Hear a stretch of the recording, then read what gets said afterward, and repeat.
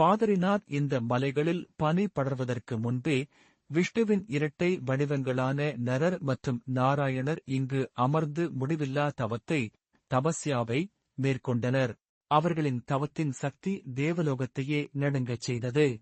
குளிரும் காற்றும் பனியும் தாங்க முடியாத அளவுக்கு இருந்தாலும் விஷ்ணு அசையாமல் தியானத்தில் ஆழ்ந்திருந்தார். இதை பார்த்த லட்சுமி தேவி, இந்த தவம் ஒரு தெய்வீக உடலையும் அழித்துவிடும் என்று அறிந்து உறைந்த மலைகளுக்கு வந்து விஷ்ணுவை தேடினார்.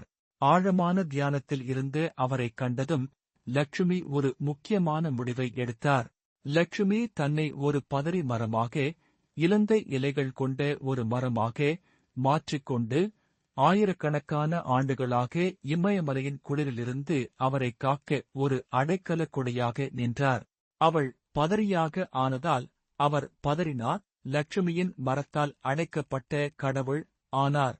அந்த பள்ளத்தாக்கு முழுவதும் அவளது தெய்வீக பிரசன்னத்தால் வளர்ந்த ஒரு புனிதத் தோட்டமாக மாறியது. காலங்கள் செல்ல, கலியுகம் நெருங்கிய போது விஷ்ணு தனது காணக்கூடிய இருப்பை இந்த உலகிலிருந்து விலக்கிக் கொண்டார். அவரது வடிவம் அலக்நந்தா நதியின் பனிக்கட்டி நிறைந்த நீர்நிலையான நாரத் குண்டத்தில் ஓய்வெடுத்தது. சில நூற்றாண்டுகளுக்குப் பிறகு இளந்துறவியான ஆதிசங்கராச்சாரியார் இமயமலைக்கு வந்து நதியில் மறைந்திருந்த தெய்வத்தைப் பற்றி அறிந்தார். அவர் உறைந்த நாரத் குண்டத்தில் கால் வைத்து பனிக்குள் நெருப்பைப் போல ஒளிரும் ஒரு கருப்பு சாள கிராமத்தை கண்டெடுத்தார். அந்தச் சாள கிராமமே இன்று பாதரிநாத்தில் இருக்கும் தியான நிலையில் உள்ள விஷ்ணுவின் மூலவராக உள்ளது.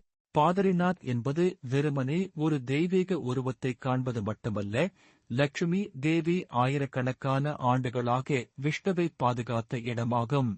இது ஒரு பள்ளத்தாக்கு முழுவதையும் புனித பூமியாக மாற்றிய சக்தி வாய்ந்த அன்பின் கதை. விஷ்ணுவின் திருநாமம் இங்கு லட்சுமியின் பாதுகாப்பில் என்றென்றும் நிலைத்திருப்பதால் தான் பத்ரி என்று அழைக்கப்படுகிறது.